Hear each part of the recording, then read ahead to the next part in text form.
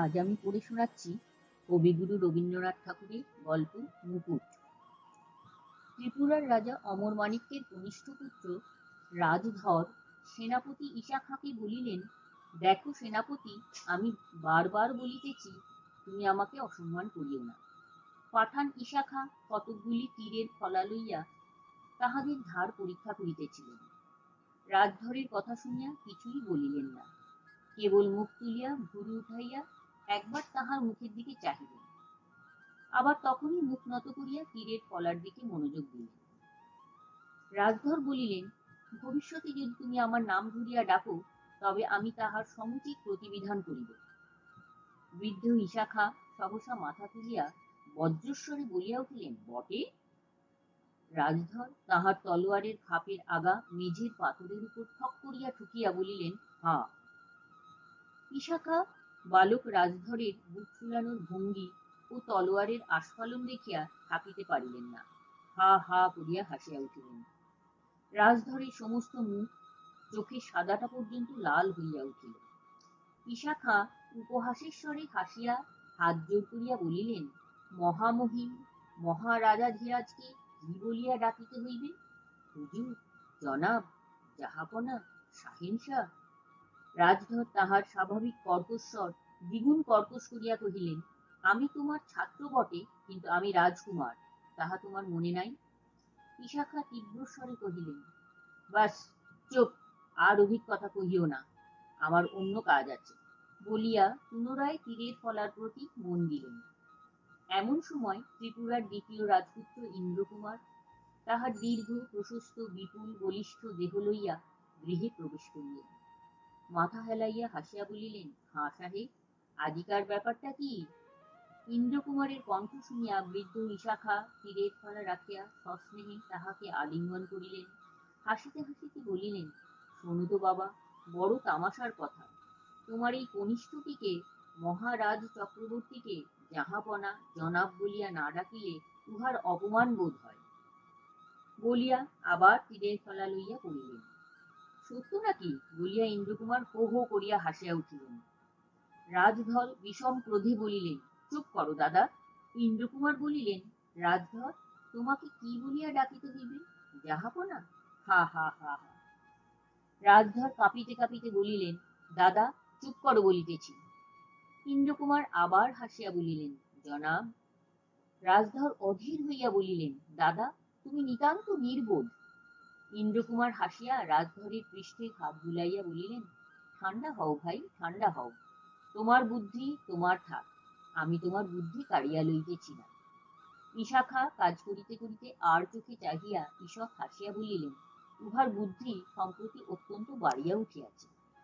ইন্দ্রকুমার বলিলেন, নাগাল পাওয়া যায় না। রাজধর গস গস করিয়া চলিয়া গেলেন। চলনের দাপে খাপের মধ্যে তলোয়ারখানা ঝনঝন করিতে লাগিল। রাজকুমার রাজধরের বয়স 19 বৎসর, শ্যামবর্ণ, বেঁটে, দেহের গঠন বলিষ্ঠ।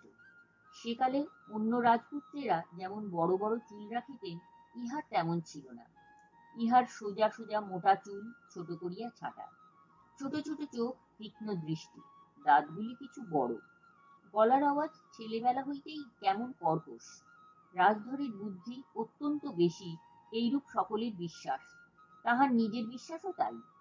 এই বুদ্ধির বলে তিনি আপনার দুই দাদাকে অত্যন্ত হেয় জ্ঞান করিতেন। রাজধরের প্রবল প্রতাপে বাড়িশুদ্ধ সকলে অস্থির। আবশ্যক থাক না থাক, একখানা তলোয়ার মাটিতে ঠুকিয়া ঠুকিয়া তিনি বাড়িময় কর্তৃত্ব করিয়া বেড়ান। রাজবাটির চাকর বাকরেরা তাহাকে রাজা বলিয়া, মহারাজ বলিয়া, হাত জোর করিয়া, সেলাম করিয়া, প্রণাম করিয়া কিছুতে নিস্তার পায় না। সকল জিনিসেই তাহার হাত, সকল জিনিসই তিনি নিজে দখল করিতে চান, সে বিষয়ে তাহার চক্ষু লজ্জাটুকু পর্যন্ত নাই। একবার যুবরাজ চন্দ্রনারায়ণের একটা ঘোড়া তিনি রীতিমতো দখল করিয়াছিলেন। দেখিয়া যুবরাজ ঈষৎ হাসিলেন, কিন্তু কিছু বলিলেন না। আর একবার কুমার ইন্দ্রকুমারের রূপার পাত লাগানো একটা ধনুক অম্লান বদনে অধিকার করিয়াছিলেন। ইন্দ্রকুমার চটিয়া বলিলেন, দেখো, যে জিনিস লইয়াছ উহা আমি আর ফিরাইয়া লইতে চাহি না, কিন্তু ফের যদি তুমি আমার জিনিসে হাত দাও, তবে আমি এমন করিয়া দিব যে ওহাতে আর জিনিস তুলিতে পারিবে না। কিন্তু রাজধর দাদাদের কথা বড় গ্রাহ্য করিতেন না। লোকে তাহার আচরণ দেখিয়া আড়ালে বলিত, ছোট কুমারের রাজার ঘরে জন্ম বটে, কিন্তু রাজার ছেলের মতো কিছুই দেখি না। কিন্তু মহারাজ অমরমাণিক্য রাজধরকে কিছু বেশি ভালোবাসিতেন। রাজধর তাহা জানিতেন। আজ পিতার কাছে গিয়া ঈশা খাঁর নামে নালিশ করিলেন। রাজা ঈশা খাঁকে ডাকাইয়া আনিলেন, বলিলেন, সেনাপতি, রাজকুমারদের এখন বয়স হইয়াছে, এখন উহাদিগকে যথোচিত সম্মান করা উচিত। মহারাজ, বাল্যকালে যখন আমার কাছে যুদ্ধ শিক্ষা করিতেন, তখন মহারাজকে যেরূপ সম্মান করিতাম, রাজকুমারগণকে তাহা অপেক্ষা কম সম্মান করি না। রাজধর বলিলেন, আমার অনুরোধ, তুমি আমার নাম ধরিয়া ডাকিও না। ঈশা খাঁ বিদ্যুৎ বেগে মুখ ফিরাইয়া কহিলেন, চুপ করো বৎস, আমি তোমার পিতার সহিত কথা কইতেছি। মহারাজ, মার্জনা করিবেন, আপনার এই কনিষ্ঠ পুত্রটি রাজ পরিবারের উপযুক্ত হয় নাই। ইহার হাতে তলোয়ার শোভা পায় না। এ বড় হইলে মুন্সির মতো কলম চালাইতে পারিবে, আর কোনো কাজে লাগিবে না। এমন সময় চন্দ্রনারায়ণ ও ইন্দ্রকুমার সেখানে উপস্থিত হইলেন। ঈশা খাঁ তাহাদের দিকে ফিরিয়া বলিলেন, চাহিয়া দেখুন মহারাজ, এই তো যুবরাজ বটে, এই তো রাজপুত্র বটে। রাজা রাজধরের দিকে চাহিয়া বলিলেন, রাজধর, খাঁ সাহেব কি বলিতেছেন? তুমি অস্ত্রবিদ্যায় উহাকে সন্তুষ্ট করিতে পারো নাই? রাজধর বলিলেন, মহারাজ, আমাদের ধনুর্বিদ্যার পরীক্ষা গ্রহণ করুন। পরীক্ষায় যদি আমি সর্বশ্রেষ্ঠ না হই, তবে আমাকে পরিত্যাগ করিবেন। আমি রাজবাটি ছাড়িয়া চলিয়া যাইব। রাজা বলিলেন, আচ্ছা, আগামী সপ্তাহে পরীক্ষা হইবে। তোমাদের মধ্যে যিনি উত্তীর্ণ হইবেন, তাহাকে আমার হীরকখচিত তলোয়ার পুরস্কার দিব। ইন্দ্রকুমার ধনুর্বিদ্যায় অসাধারণ ছিলেন। শোনা যায়, একবার তাহার এক অনুচর প্রাসাদের ছাদের উপর হইতে একটা মোহর নিচে ফেলিয়া দেয়। সেই মোহর মাটিতে পড়িতে না পড়িতে তীর মারিয়া কুমার তাহাকে শত হাত দূরে ফেলিয়াছিলেন। রাজধর রাগের মাথায় পিতার সম্মুখে দম্ভ করিয়া আসিলেন বটে, কিন্তু মনের ভিতর বড় ভাবনা পড়িয়া গেল। যুবরাজ চন্দ্রনারায়ণের জন্য বড় ভাবনা নাই। তীর ছোড়া বিদ্যা তাহার ভালো আসিত না, কিন্তু ইন্দ্রকুমারের সঙ্গে আটিয়া উঠা দায়। রাজধর অনেক ভাবিয়া অবশেষে একটা ফন্দি ঠাউরাইলেন। হাসিয়া মনে মনে বলিলেন, তীর ছুঁড়িতে পারি না পারি, আমার বুদ্ধি তীরের মতো, তাহাতে সকল লক্ষ্যই ভেদ হয়। কাল পরীক্ষার দিন। যে জায়গাতে পরীক্ষা হইবে, যুবরাজ, ঈশা খাঁ ও ইন্দ্রকুমার সেই জমি তদারক করিতে গিয়াছেন। রাজধর আসিয়া বলিলেন, দাদা, আজ পূর্ণিমা আছে। আজ রাত্রে যখন বাঘ গোমতী নদীতে জল খাইতে আসিবে, তখন নদী তীরে বাঘ শিকার করিতে গেলে হয় না? ইন্দ্রকুমার আশ্চর্য হইয়া বলিলেন, কি আশ্চর্য! রাজধরের যে আজ শিকারে প্রবৃত্তি হইল, এমন তো কখনো দেখা যায় না। ঈশা খাঁ রাজধরের প্রতি ঘৃণার কটাক্ষ নিক্ষেপ করিয়া কহিলেন, উনি আবার শিকারী নন, উনি জাল পাতিয়া ঘরের মধ্যে শিকার করেন। উহার বড় ভয়ানক শিকার। রাজসভায় একটি জীব নাই যে উহার ফাঁদে একবার না একবার না পড়িয়াছে। চন্দ্রনারায়ণ দেখিলেন কথাটা রাজধরের মনে লাগিয়াছে। ব্যথিত হইয়া বলিলেন, সেনাপতি সাহেব, তোমার তলোয়ারও যেমন, তোমার কথাও তেমনি, উভয়ই শানিত। যাহার উপরে গিয়া পড়ে, তাহার মর্মচ্ছেদ করে। রাজধর হাসিয়া কহিলেন, না দাদা, আমার জন্য বেশি ভাবিও না। খাঁ সাহেব অনেক শান দিয়া কথা বলেন বটে, কিন্তু আমার কানের মধ্যে পালকের মতো প্রবেশ করে। ঈশা খাঁ হঠাৎ চটিয়া উঠিয়া পাকা বুকের চাঁড়া দিয়া বলিলেন, তোমার কান আছে নাকি? তা যদি থাকিত, তাহা হইলে এতদিনে তোমাকে সিধা করিতে পারিতাম। বৃদ্ধ ঈশা খাঁ কাহাকেও বড় মান্য করিতেন না। ইন্দ্রকুমার হো হো করিয়া হাসিয়া উঠিলেন। চন্দ্রনারায়ণ গম্ভীর হইয়া রহিলেন, কিছু বলিলেন না। যুবরাজ বিরক্ত হইয়াছেন বুঝিয়া ইন্দ্রকুমার তৎক্ষণাৎ হাসি থামাইয়া কাছে গেলেন, মৃদুভাবে বলিলেন, দাদা, তোমার কি মত? আজ রাত্রে শিকার করিতে যাইবে কি? চন্দ্রনারায়ণ কহিলেন, তোমার সঙ্গে ভাই শিকার করিতে যাওয়া মিথ্যা। তাহা হইলে নিতান্ত নিরামিষ শিকার করিতে হয়। তুমি বনে গিয়া যত জন্তু মারিয়া আনো, আর আমরা কেবল লাউ কুমড়া, কচু, কাঁঠাল শিকার করিয়া আনি। ঈশা খাঁ পরম হৃষ্ট হইয়া হাসিতে লাগিলেন। সস্নেহে ইন্দ্রকুমারের পিঠে চাপড়াইয়া বলিলেন, যুবরাজ ঠিক কথা বলিতেছেন পুত্র। তোমার তীর সকলের আগে গিয়া ছোটে এবং নির্ঘাত গিয়া লাগে। তোমার সঙ্গে কে পারিয়া উঠিবে? ইন্দ্রকুমার বলিলেন, না না দাদা, ঠাট্টা নয়, যাইতে হইবে। তুমি না গেলে কে শিকার করিতে যাইবে? যুবরাজ বলিলেন, আচ্ছা চলো, আজ রাজধরের শিকারের ইচ্ছা হইয়াছে, উহাকে নিরাশ করিব না। সহাস্য ইন্দ্রকুমার চকিতের মধ্যে ম্লান হইয়া বলিলেন, কেন দাদা, আমার ইচ্ছা হইয়াছে বলিয়া কি যাইতে নাই? চন্দ্রনারায়ণ বলিলেন, সে কি কথা ভাই, তোমার সঙ্গে তো রোজই শিকার যাইতেছি। ইন্দ্রকুমার বলিলেন, তাই সেটা পুরাতন হইয়া গেছে। চন্দ্রনারায়ণ বিমর্ষ হইয়া বলিলেন, তুমি আমার কথা এমন করিয়া ভুল বুঝিলে বড় ব্যথা লাগে। ইন্দ্রকুমার হাসিয়া তাড়াতাড়ি বলিলেন, না দাদা, আমি ঠাট্টা করিতেছিলাম। শিকারে যাইব না তো কি, চলো তার আয়োজন করিবে। বিশাখা মনে মনে কহিলেন, ইন্দ্রকুমার বুকে 10টা বাণ সহিতে পারে, কিন্তু দাদার একটু সামান্য অনাদর সহিতে পারে না। শিকারের বন্দোবস্ত সমস্ত স্থির হইলে পরে রাজধর আস্তে আস্তে ইন্দ্রকুমারের স্ত্রী কমলা দেবীর পক্ষে গিয়া উপস্থিত। কমলা দেবী হাসিয়া বলিলেন, এ কি ঠাকুরপো, একেবারে তীর-ধনুক বর্মচর্ম লইয়া যে, আমাকে মারিবে নাকি? রাজধর বলিলেন, ঠাকুরানী, আমরা আজ 3 ভাই শিকার করিতে যাইব, তাই এই বেশ। কমলা দেবী আশ্চর্য হইয়া কহিলেন, 3 ভাই, তুমিও যাইবে নাকি? আজ 3 ভাই একত্র হইবে, এ তো ভালো লক্ষণ নয়। এই যে প্রহস্পর্শ হইল, যেন বড় ঠাট্টা হইল। এইভাবে রাজধর হা হা করিয়া হাসিলেন, কিন্তু বিশেষ কিছু বলিলেন না। কমলা দেবী কহিলেন, না না, তাহা হইবে না। রোজ রোজ শিকার করিতে যাইবেন, আর আমি ঘরে বসিয়া ভাবিয়া মরি। রাজধর কহিলেন, আজ আবার রাত্রে শিকার। কমলা দেবী মাথা নাড়িয়া বলিলেন, সে কখনোই হইবে না, দেখিব আজ কেমন করিয়া যান। রাজধর বলিলেন, ঠাকুরানী, এক কাজ করো, ধনুকবাণগুলি লুকাইয়া রাখো। কমলা দেবী কহিলেন, কোথায় লুকাইব? রাজধর, আমার কাছে দাও, আমি লুকাইয়া রাখিব। কমলা দেবী হাসিয়া কহিলেন, মন্দ কথা নয়, সে বড় রঙ্গ হইবে। কিন্তু মনে মনে বলিলেন, তোমার একটা কি মতলব আছে, তুমি যে কেবল আমার উপকার করিতে আসিয়াছ, তাহা বোধ হয় না। এসো, অস্ত্রশালায় এসো, বলিয়া কমলা দেবী রাজধরকে সঙ্গে করিয়া লইয়া গেলেন। চাবি লইয়া ইন্দ্রকুমারের অস্ত্রশালার দ্বার খুলিয়া দিলেন। রাজধর যেমন ভিতরে প্রবেশ করিলেন, অমনি কমলা দেবী দ্বারে তালা লাগাইয়া দিলেন। রাজধর ঘরের মধ্যে বন্ধ হইয়া রহিলেন। কমলা দেবী বাহির হইতে হাসিয়া বলিলেন, ঠাকুরপো, আমি তবে আজ আসি, বলিয়া চলিয়া গেলেন। এদিকে সন্ধ্যার সময় ইন্দ্রকুমার অন্তঃপুরে আসিয়া অস্ত্রশালার চাবি কোথাও খুঁজিয়া পাইতেছেন না। কমলা দেবী হাসিতে হাসিতে বললেন, হ্যাঁ, আমাকে খুঁজিতেছ বুঝি? আমি তো হারাই নাই। শিকারের সময় বহিয়া যায় দেখিয়া ইন্দ্রকুমার দ্বিগুণ ব্যস্ত হইয়া খোঁজ করিতে লাগিলেন। কমলা দেবী তাহাকে বাধা দিয়া আবার তাহার মুখের কাছে গিয়া দাঁড়াইলেন। হাসিতে হাসিতে বলিলেন, আগা, দেখিতে কি পাও না, চোখের সম্মুখে, তবু ঘরময় বেড়াইতেছ? ইন্দ্রকুমার কিঞ্চিৎ কাতর স্বরে কহিলেন, দেবী, এখন বাধা দিও না, আমার একটা বড় আবশ্যকীয় জিনিস হারাইয়াছে। কমলা কহিলেন, আমি জানি তোমার কি হারাইয়াছে, আমার একটি কথা যদি রাখো তো খুঁজিয়া দিতে পারি। ইন্দ্রকুমার বলিলেন, আচ্ছা, রাখিব।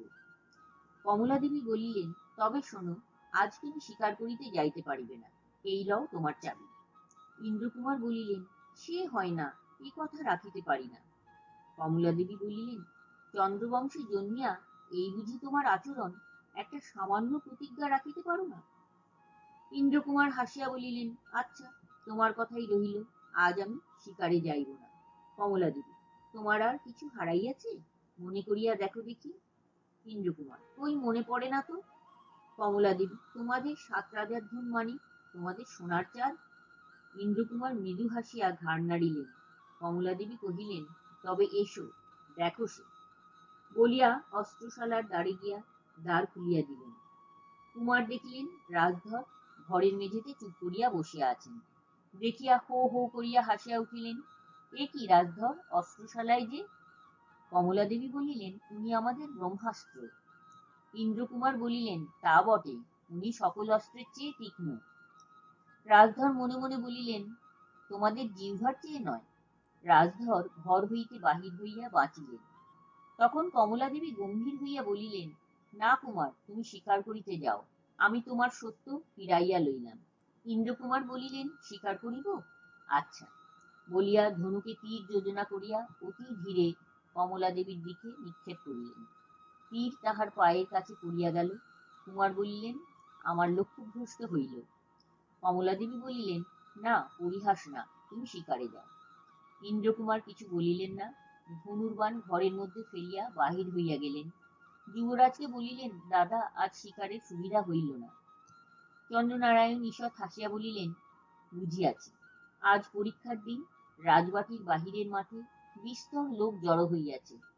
রাজার ছত্র ও সিংহাসন প্রভাতের আলোতে ঝকঝক করিতেছে। জায়গাটা পাহাড়ে, উঁচু নিচু, লোকে আচ্ছন্ন হইয়া গিয়াছে। চারিদিকে যেন মানুষের মাথায় ঢেউ উঠিয়াছে। ছেলেগুলো গাছের উপর চড়িয়া বসিয়াছে। একটা ছেলে গাছের ডাল হইতে আস্তে আস্তে হাত বাড়াইয়া একজন মোটা মানুষের মাথা হইতে পাগড়ি তুলিয়া আরেকজনের মাথায় পরাইয়া দিয়াছে। যাহার পাগড়ি, সে ব্যক্তি চটিয়া ছেলেটাকে গ্রেফতার করিবার জন্য নিষ্ফল প্রয়াস পাইতেছে। অবশেষে নিরাশ হইয়া সজোরে গাছের ডাল নাড়া দিতেছে। ছোড়াটা মুখভঙ্গি করিয়া ডালের উপর বাঁদরের মতো নাচিতেছে। মোটা মানুষের দুর্দশা ও রাগ দেখিয়া সেদিকে একটা হো হো হাসি পড়িয়া গিয়াছে। একজন এক হাঁড়ি দই মাথায় করিয়া বাড়ি যাইতেছিল। পথে জনতা দেখিয়া সে দাঁড়াইয়া গিয়াছিল। হঠাৎ দেখে তাহার মাথার হাঁড়ি নাই। হাঁড়িটা মুহূর্তের মধ্যে হাতে হাতে কতদূর চলিয়া গিয়াছে তাহার ঠিকানা নাই। দইওয়ালা খানিকক্ষণ হাঁ করিয়া চাহিয়া রইল। একজন বলিল, ভাই, তুমি দইয়ের বদলে ঘোল খাইয়া গেলে, কিঞ্চিৎ লোকসান হইল বই তো নয়। দইওয়ালা পরম সান্ত্বনা পাইয়া গেল।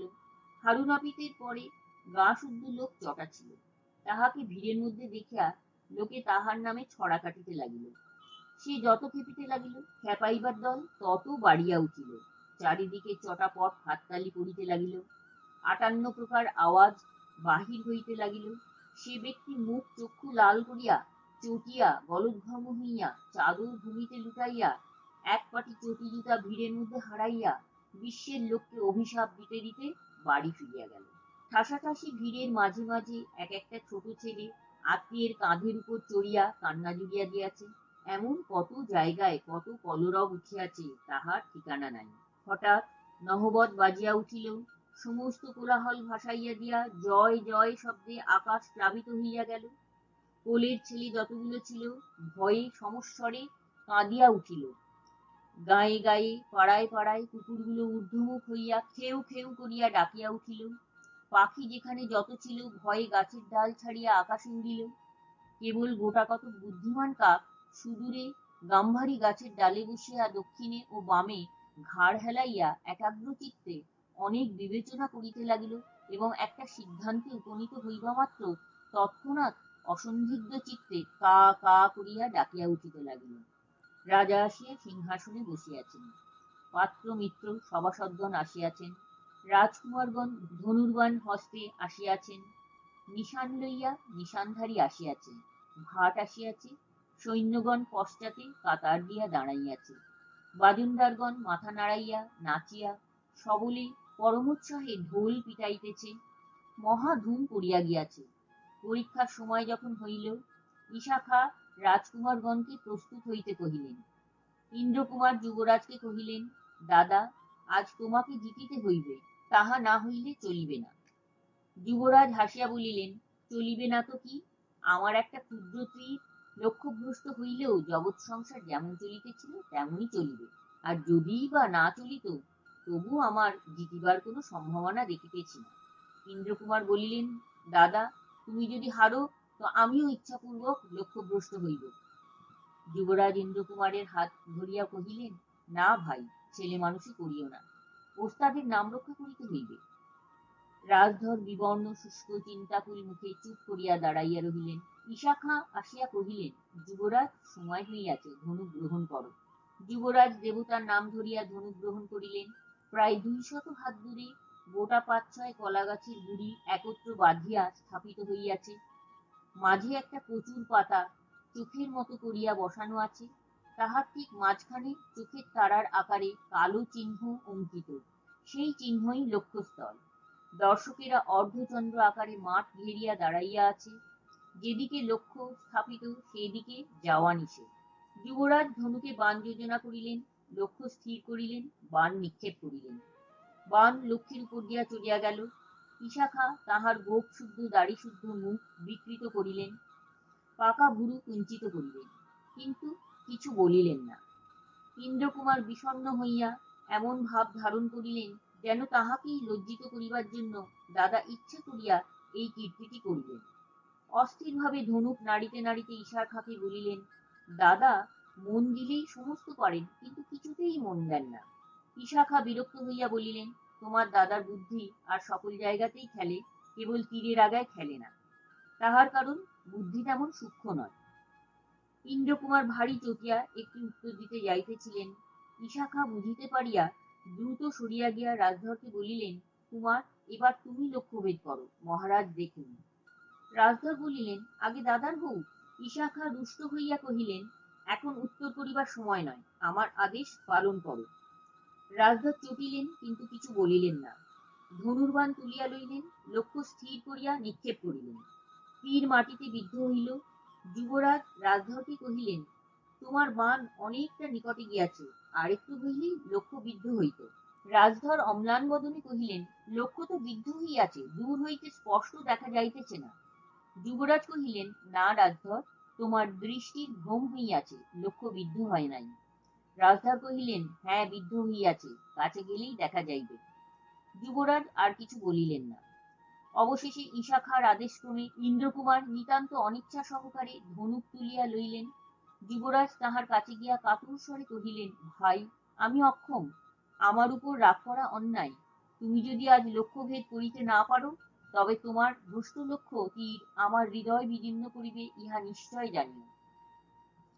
ইন্দ্রকুমার যুবরাজের পদধূলি লইয়া কহিলেন, দাদা, তোমার আশীর্বাদে আজ লক্ষ্যভেদ করিব, ইহার অন্যথা হইবে না। ইন্দ্রকুমার তীর নিক্ষেপ করিলেন, লক্ষ্য বিদ্ধ হইল। বাজনা বাজিল, চারিদিকে জয়ধ্বনি উঠিল। যুবরাজ যখন ইন্দ্রকুমারকে আলিঙ্গন করিলেন, আনন্দে ইন্দ্রকুমারের চক্ষু ছল ছল করিয়া আসিল। ঈশা খা পরম স্নেহে কহিলেন, পুত্র, আল্লাহর কৃপায় তুমি দীর্ঘজীবী হইয়া থাকো। মহারাজ যখন ইন্দ্রকুমারকে পুরস্কার দিবার উদ্যোগ করিতেছেন, এমন সময় রাজধর গিয়া কহিলেন, মহারাজ, আপনাদের ভ্রম হইয়াছে, আমার তীর লক্ষ্যভেদ করিয়াছে। মহারাজ কহিলেন, কখনোই না। রাজধর কহিলেন, মহারাজ, কাছে গিয়া পরীক্ষা করিয়া দেখুন। সকলে লক্ষ্যের কাছে গেলেন, দেখিলেন যে তীর মাটিতে বিদ্ধ, তাহার ফলায় ইন্দ্রকুমারের নাম খোদিত, আর যে তীর লক্ষ্যে বিদ্ধ, তাহাতে রাজধরের নাম খোদিত। রাজধর কহিলেন, বিচার করুন মহারাজ। ঈশা খা কহিলেন, নিশ্চয়ই টুন বদল হইয়াছে। কিন্তু পরীক্ষা করিয়া দেখা গেল, টুন বদল হয় নাই। সকলে পরস্পরের মুখ চাওয়াচাই করিতে লাগিলেন। ঈশা খা কহিলেন, পুনর্বার পরীক্ষা করা হোক। রাজধর বিষম অভিমান করিয়া কহিলেন, তাহাতে আমি সম্মত হইতে পারি না। আমার প্রতি এ বড় অন্যায় অবিশ্বাস। আমি তো পুরস্কার চাই না, মধ্যম কুমার বাহাদুরকে পুরস্কার দেওয়া হোক। বলিয়া পুরস্কারের তলোয়ার ইন্দ্রকুমারের দিকে অগ্রসর করিয়া দিলেন। ইন্দ্রকুমার দারুণ ঘৃণার সহিত বলিয়া উঠিলেন, ধিক, তোমার হাত হইতে এই পুরস্কার গ্রাহ্য করে কে? এ তুমি লও। বলিয়া তলোয়ারখানা ঝনঝন করিয়া রাজধরের পায়ের কাছে ফেলিয়া দিলেন। রাজধর হাসিয়া নমস্কার করিয়া তাহা তুলিয়া লইলেন। তখন ইন্দ্রকুমার কম্পিত স্বরে পিতাকে কহিলেন, মহারাজ, আরাকানপতির সহিত শীঘ্রই যুদ্ধ হইবে, সেই যুদ্ধে গিয়া আমি পুরস্কার আনিব, মহারাজ আদেশ করুন। ঈশা খা ইন্দ্রকুমারের হাত ধরিয়া কঠোর স্বরে কহিলেন, তুমি আজ মহারাজের অপমান করিয়াছ, উহার তলোয়ার লইয়া ছুঁড়িয়া ফেলিয়াছ, ইহার সমুচিত শাস্তি আবশ্যক। ইন্দ্রকুমার সবলে হাত ছাড়াইয়া লইয়া কহিলেন, বৃদ্ধ, আমাকে স্পর্শ করিও না। বৃদ্ধ ঈশা খা সহসা বিষণ্ণ হইয়া ক্ষুব্ধ স্বরে কহিলেন, পুত্র, এ কি পুত্র, আমার পরে এই ব্যবহার? তুমি আজ আত্মবিস্মৃত হইয়াছ বৎস। ইন্দ্রকুমারের চোখে জল উথলিয়া উঠিল। তিনি কহিলেন, সেনাপতি সাহেব, আমাকে মাফ করো, আমি আজ যথার্থই আত্মবিস্মৃত হইয়াছি। যুবরাজ স্নেহেশ্বরে কহিলেন, শান্ত হও ভাই, গৃহে ফিরিয়া চলো। ইন্দ্রকুমার পিতার পদধূলি লইয়া কহিলেন, পিতা, অপরাধ মার্জনা করুন। গৃহে ফিরিবার সময় যুবরাজকে কহিলেন, দাদা, আজ আমার যথার্থই পরাজয় হইয়াছে। রাজধর যে কেমন করিয়া জিতিলেন, তাহা কেহ বুঝিতে পারিল না। রাজধর পরীক্ষা দিনের পূর্বে যখন কমলা দেবীর সাহায্যে ইন্দ্রকুমারের অস্ত্রশালায় প্রবেশ করিয়াছিলেন, তখনই ইন্দ্রকুমারের টুন হইতে ইন্দ্রকুমারের নামাঙ্কিত একটি তীর নিজের টুনে তুলিয়া লইয়াছিলেন, এবং নিজের নামাঙ্কিত তীর ইন্দ্রকুমারের টুনে এমন স্থানে এমনভাবে স্থাপিত করিয়াছিলেন, যাহাতে সেইটি সহজে ও সর্বাগ্রে তাহার হাতে উঠিতে পারে। রাজধর যাহা মনে করিয়াছিলেন তাহাই ঘটিল। ইন্দ্রকুমার দৈবক্রমে রাজধরে স্থাপিত তীরই তুলিয়া লইয়াছিলেন, সেই জন্যই পরীক্ষাস্থলে এমন গোলমাল হইয়াছিল। কালক্রমে যখন সমস্ত শান্তভাব ধারণ করিল, তখন ইন্দ্রকুমার রাজধরের চাতুরী কতকটা বুঝিতে পারিয়াছিলেন, কিন্তু সে কথা আর কাহাকেও কিছু বলিলেন না। কিন্তু রাজধরের প্রতি তাহার ঘৃণা আরো দ্বিগুণ বাড়িয়া উঠিল। ইন্দ্রকুমার মহারাজের কাছে বারবার বলিতে লাগিলেন, মহারাজ, আরাকানপতির সহিত যুদ্ধে আমাদিগকে পাঠান। মহারাজ অনেক বিবেচনা করিতে লাগিলেন। আমরা যে সময়ের গল্প বলিতেছি সে আজ প্রায় ৩০০ বৎসরের কথা। তখন ত্রিপুরা স্বাধীন ছিল এবং চট্টগ্রাম ত্রিপুরার অধীন ছিল। আরাকান চট্টগ্রামের সংলগ্ন। আরাকানপতি মাঝে মাঝে চট্টগ্রাম আক্রমণ করিতেন। এই জন্য আরাকানের সঙ্গে ত্রিপুরার মাঝে মাঝে বিবাদ বাধিত। অমরমাণিক্যের সহিত আরাকানপতি সম্প্রতি সেইরূপ একটি বিবাদ বাধিয়াছে। যুদ্ধের সম্ভাবনা দেখিয়া ইন্দ্রকুমার যুদ্ধে যাইবার প্রস্তাব করিয়াছেন। রাজা অনেক বিবেচনা করিয়া অবশেষে সম্মতি দিলেন। ৩ ভাইয়ে ৫,০০০ করিয়া ১৫,০০০ সৈন্য লইয়া চট্টগ্রাম অভিমুখে চলিলেন। বিশাখা সৈন্যাধ্যক্ষ হইয়া গেলেন। কর্ণফুলী নদীর পশ্চিম ধারে শিবির স্থাপিত হইল। আরাকানের সৈন্য কতক নদীর ওপারে কতক এপারে। আরাকানপতি অল্প সংখ্যক সৈন্য লইয়া নদীর পরপারে আছেন এবং তাহার ২২,০০০ সৈন্য যুদ্ধের জন্য প্রস্তুত হইয়া আক্রমণের প্রতীক্ষায় নদীর পশ্চিম পারে অপেক্ষা করিয়া আছে। যুদ্ধের ক্ষেত্র পর্বতময়। সমুখাসমুখি দুই পাহাড়ের উপর দুই পক্ষের সৈন্য স্থাপিত হইয়াছে। উভয় পক্ষ যদি যুদ্ধ করিতে অগ্রসর হয়, তবে মাঝের উপত্যকায় দুই সৈন্যের সংঘর্ষ উপস্থিত হইতে পারে। পর্বতের চারিদিকে হরিতকি, আমলকি, শাল ও গাম্ভারির বন। মাঝে মাঝে গ্রামবাসীদের শূন্যগৃহ পড়িয়া রহিয়াছে, তাহারা ঘর ছাড়িয়া পালাইয়াছে। মাঝে মাঝে শস্যক্ষেত্র। পাহাড়িরা সেখানে ধান, কাপাস, তরমুজ, আলু একত্রে রোপণ করিয়া গিয়াছে। আবার এক এক জায়গায় জুমিয়া চাষারা এক একটা পাহাড় সমস্ত দগ্ধ করিয়া কালো করিয়া রাখিয়াছে। বর্ষার পর সেখানে শস্য বপন হইবে। দক্ষিণে কর্ণফুলী, বামে দুর্গম পর্বত। এইখানে প্রায় ১ সপ্তাহ কালে উভয় পক্ষ পরস্পরের আক্রমণ প্রতীক্ষায় বসিয়া রহিল। ইন্দ্রকুমার যুদ্ধের জন্য অস্থির হইয়াছেন, কিন্তু যুবরাজের ইচ্ছা বিপক্ষ পক্ষেরা আগে আসিয়া আক্রমণ করে, সেই জন্য বিলম্ব করিতেছেন। কিন্তু তাহারাও নড়িতে চাহে না, স্থির হইয়া আছে। অবশেষে আক্রমণ করাই স্থির হইল। সমস্ত রাত্রি আক্রমণের আয়োজন চলিতে লাগিল। রাজধর প্রস্তাব করিলেন, দাদা, তোমরা দুইজনে তোমাদের ১০,০০০ সৈন্য লইয়া আক্রমণ করো, আমার ৫,০০০ হাতে থাক, আবশ্যকের সময় কাজে লাগিবে। ইন্দ্রকুমার হাসিয়া বলিলেন, রাজধর তফাতে থাকিতে চান। যুবরাজ কহিলেন, না, হাসির কথা নয়, রাজধরের প্রস্তাব আমার ভালো বোধ হইতেছে। বিশাখাও তাহাই বলিলেন। রাজধরের প্রস্তাব গ্রাহ্য হইল। যুবরাজ ও ইন্দ্রকুমারের অধীনে ১০,০০০ সৈন্য ৫ ভাগে ভাগ করা হইল। প্রত্যেক ভাগে ২,০০০ করিয়া সৈন্য রহিল। স্থির হইল, একেবারে শত্রু গুহের ৫ জায়গায় আক্রমণ করিয়া গুহভেদ করিবার চেষ্টা করা হইবে। সর্বপ্রথম সারে ধানকীরা রহিল, তারপরে তলোয়ার, বর্ষা প্রভৃতি লইয়া অন্য পদাতিকেরা রহিল এবং সর্বশেষে অশ্বারোহীরা সার বাঁধিয়া চলিল। আরাকানের মগ সৈন্যরা দীর্ঘ এক বাঁশবনের পশ্চাতে গুহ রচনা করিয়াছিল। প্রথম দিনের আক্রমণে কিছুই হইল না। ত্রিপুরার সৈন্য গুহভেদ করিতে পারিল না। দ্বিতীয় দিন সমস্ত দিন নিষ্ফল যুদ্ধ অবসানে রাত্রি যখন নিশীথ হইল, যখন উভয় পক্ষের সৈন্যরা বিশ্রাম লাভ করিতেছে, দুই পাহাড়ের উপর দুই শিবিরের স্থানে স্থানে কেবল এক একটা আগুন জ্বলিতেছে, শৃগালেরা রণক্ষেত্রে ছিন্ন হস্তপদ ও মৃতদেহের মধ্যে থাকিয়া থাকিয়া দলে দলে কাঁদিয়া উঠিতেছে, তখন শিবিরের ২ ক্রোশ দূরে রাজধর তাহার ৫,০০০ সৈন্য লইয়া সারবন্দী নৌকা বাঁধিয়া কর্ণফুলী নদীর উপরে নৌকার সেতু নির্মাণ করিয়াছেন। একটি মশাল নাই, শব্দ নাই, সেতুর উপর দিয়া অতি সাবধানে সৈন্য পার করিতেছেন। নিচে দিয়া যেমন অন্ধকারে নদীর স্রোত বহিয়া যাইতেছে, তেমনি উপর দিয়া মানুষের স্রোত অবিচ্ছিন্ন বহিয়া যাইতেছে। নদীতে ভাটা পড়িয়াছে। পরপারের পর্বতময় দুর্গম পাড় দিয়া সৈন্যেরা অতি কষ্টে উঠিতেছে। রাজধরের প্রতি সৈন্যাধ্যক্ষ ইশাখার আদেশ ছিল যে রাজধর রাত্রিযোগে তাহার সৈন্যদের লইয়া নদী বাহিয়া উত্তর দিকে যাত্রা করিবেন। তীরে উঠিয়া বিপক্ষ সৈন্যদের পশ্চাৎভাগে লুক্কায়িত থাকিবেন। প্রভাতে যুবরাজ ও ইন্দ্রকুমার সম্মুখ ভাগে আক্রমণ করিবেন। বিপক্ষেরা যুদ্ধে শ্রান্ত হইলে পর সংকেত পাইলে রাজধর সহসা পশ্চাৎ হইতে আক্রমণ করিবেন। সেই জন্যই এত নৌকার বন্দোবস্ত হইয়াছে। কিন্তু রাজধর ঈশাখার আদেশ পরিপালন করিলেন। তিনি তো সৈন্য লইয়া নদীর পরপারে উত্তীর্ণ হইলেন। তিনি আর এক কৌশল অবলম্বন করিয়াছেন, কিন্তু কাহাকেও কিছু বলেন নাই। তিনি নিঃশব্দে আরাকানের রাজার শিবির আভিমুখে যাত্রা করিয়াছেন। চতুর্দিকে পর্বত, মাঝে উপত্যকা, রাজার শিবির তাহারই মাঝখানে অবস্থিত। শিবিরে নির্ভয়ে সকলে নিদ্রিত। মাঝে মাঝে অগ্নিশিখা দেখিয়া দূর হইতে শিবিরের স্থান নির্ণয় হইতেছে। পর্বতের উপর হইতে বড় বড় বনের ভিতর দিয়া রাজধরের 5,000 সৈন্য অতি সাবধানে উপত্যকার দিকে নামিতে লাগিল। বর্ষাকালে যেমন পর্বতের সর্বাঙ্গ দিয়া গাছের শিকড় ধুইয়া ঘোলা হইয়া জলধারা নামিতে থাকে, তেমনি 5,000 মানুষ, 5,000 তলোয়ার অন্ধকারের ভিতর দিয়া গাছের নিচে দিয়া সহস্র পথে আঁকিয়া বাঁকিয়া যেন নিম্নাভিমুখে ঝরিয়া পড়িতে লাগিল। কিন্তু শব্দ নাই, মন্দগতি। সহসা 5,000 সৈন্যের ভীষণ চিৎকার উঠিল।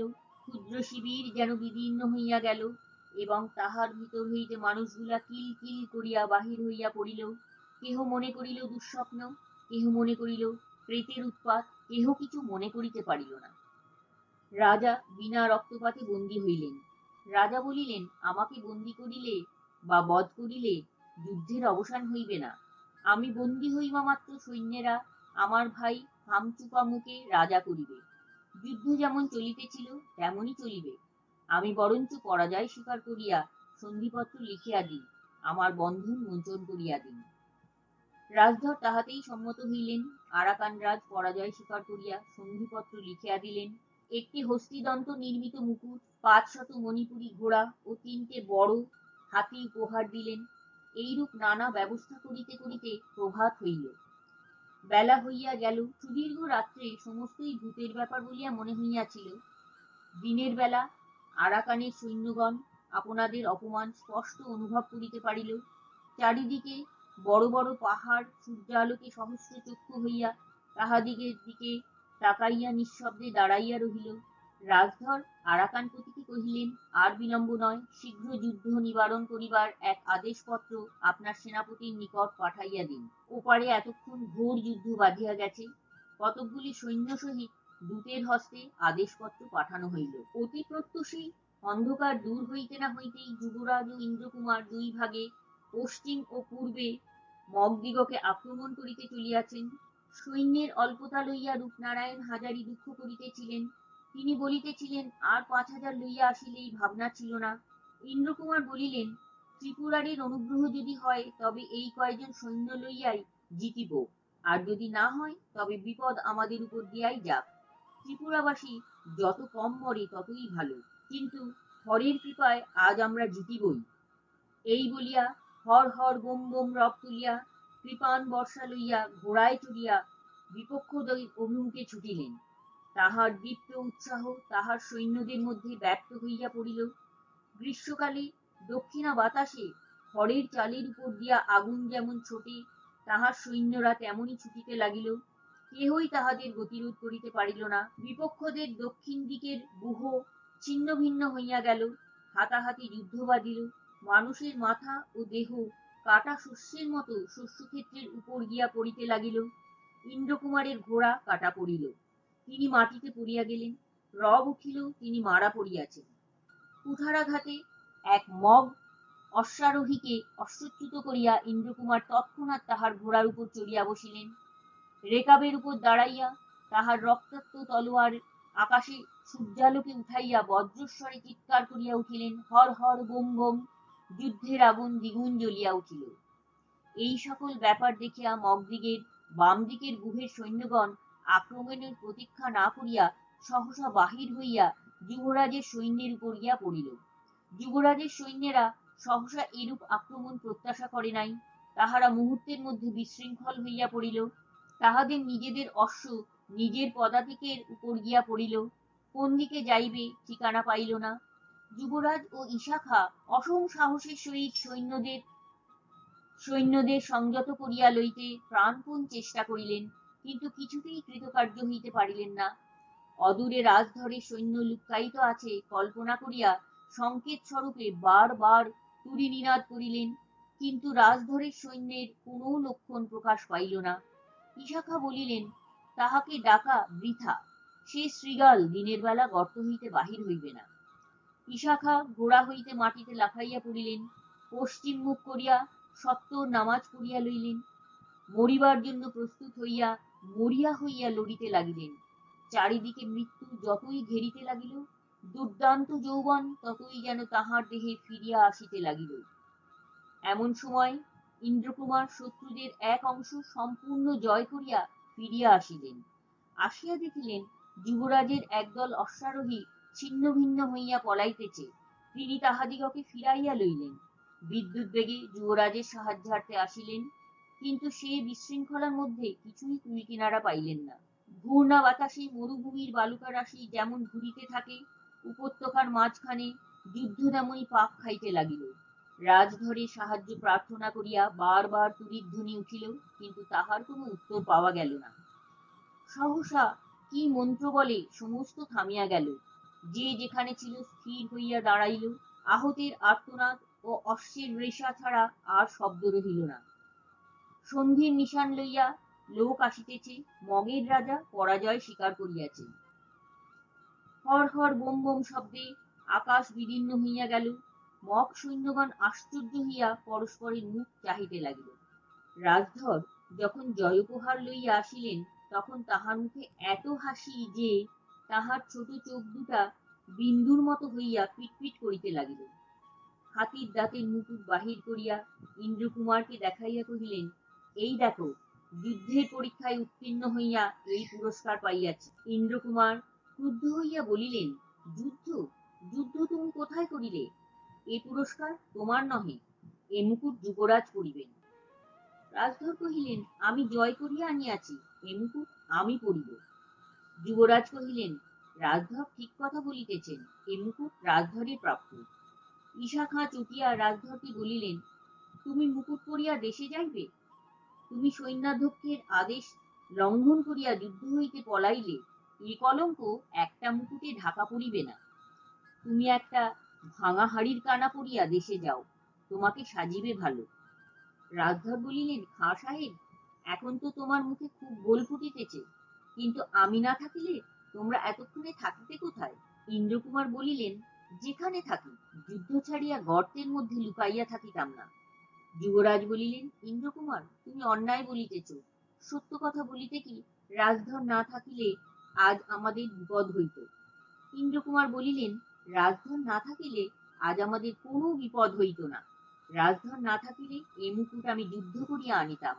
রাজধর চুরি করিয়া আনিয়াছে। দাদা, এ মুকুট আনিয়া আমি তোমাকে পরাইয়া দিতাম, নিজে পরিতাম না। যুবরাজ মুকুট হাতে লইয়া রাজধরকে বলিলেন, ভাই, তুমি আজ জিতিয়াছ। তুমি না থাকিলে অল্প সৈন্য লইয়া আমাদের কি বিপদ হইত জানি না।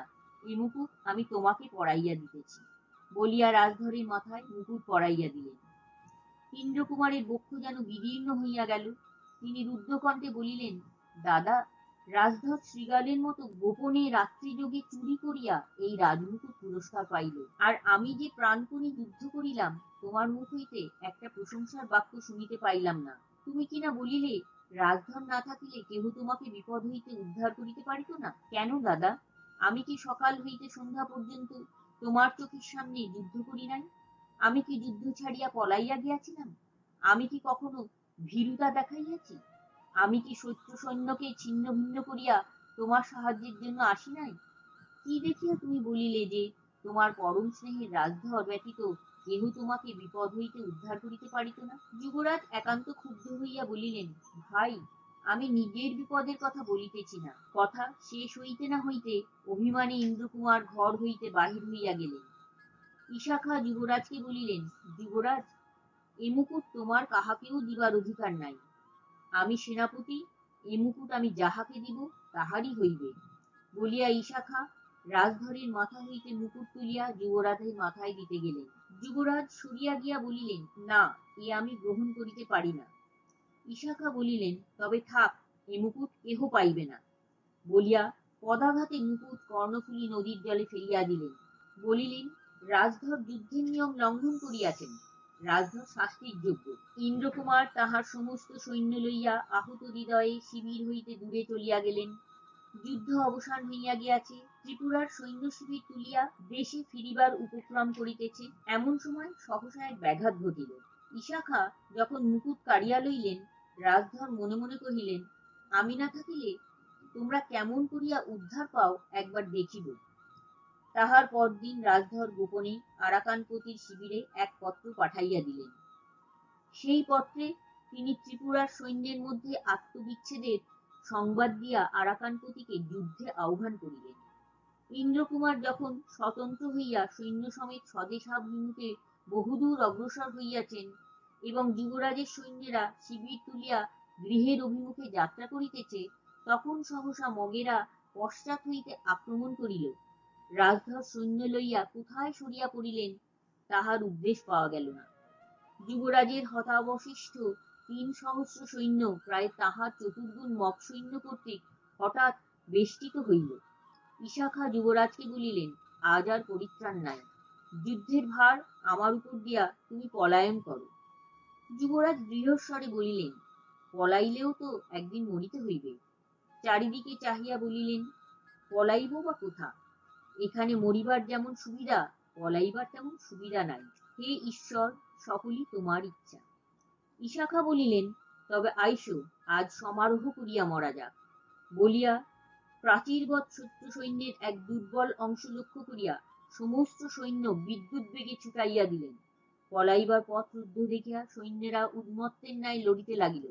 ইশাখা দুই হাতে দুই তলোয়ার লইলেন, তাহার চতুষ্পার্শ্বে একটি লোক তিষ্ঠিতে পারিল না। যুদ্ধক্ষেত্রের এক স্থানে একটি ক্ষুদ্র উৎস উঠিতেছিল, তাহার জল রক্তে লাল হইয়া উঠিল। ইশাখা শত্রুর গুহ ভাঙিয়া ফেলিয়া লড়িতে লড়িতে প্রায় পর্বতের শিখর পর্যন্ত উঠিয়াছেন, এমন সময় এক তীর আসিয়া তাহার বক্ষে বিদ্ধ হইল। তিনি আল্লাহর নাম উচ্চারণ করিয়া ঘোড়ার উপর হইতে পড়িয়া গেলেন। যুবরাজের জানুতে এক তীর, পৃষ্ঠে এক তীর এবং তাহার বাহন হাতির পঞ্জরে এক তীর বিদ্ধ হইল। মাহুত হত হইয়া পড়িয়া গিয়াছে, হাতি যুদ্ধক্ষেত্র ফেলিয়া উন্মাদের মতো ছুটিতে লাগিল। যুবরাজ তাহাকে ফিরাইবার অনেক চেষ্টা করিলেন, সে ফিরিল না। অবশেষে যন্ত্রণায় ও রক্তপাতে দুর্বল হইয়া যুদ্ধক্ষেত্র হইতে অনেক দূরে কর্ণফুলী নদীর তীরে হাতির পিঠ হইতে মূর্ছিত হইয়া পড়িয়া গেলেন। আজ রাত্রে চাঁদ উঠিয়াছে। অন্যদিন রাত্রে যে সবুজ মাঠের উপরে চাঁদের আলো বিচিত্র বর্ণ ছোট ছোট বনফুলের উপর আসিয়া পড়িত, আজ সেখানে সহস্র সহস্র মানুষের হাত পা কাটা মুন্ডু ও মৃতদেহের উপর আসিয়া পড়িয়াছে। যে স্ফটিকের মতো স্বচ্ছ উৎসের জলে সমস্ত রাত ধরিয়া চন্দ্রের প্রতিবিম্ব নৃত্য করিত, সে উৎস মৃত অশ্বের দেহে প্রায় রুদ্ধ, তাহার জল রক্তে লাল হইয়া গেছে।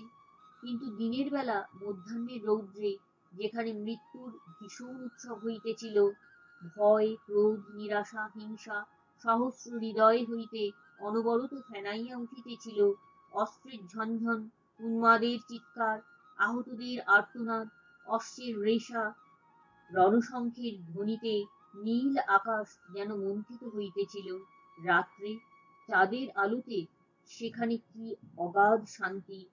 মৃত্যুর নৃত্য যেন ফুরাইয়া গেছে, কেবল প্রকাণ্ড নাট্যশালার চারিদিকে উৎসবের ভগ্নাবশেষ পড়িয়া আছে।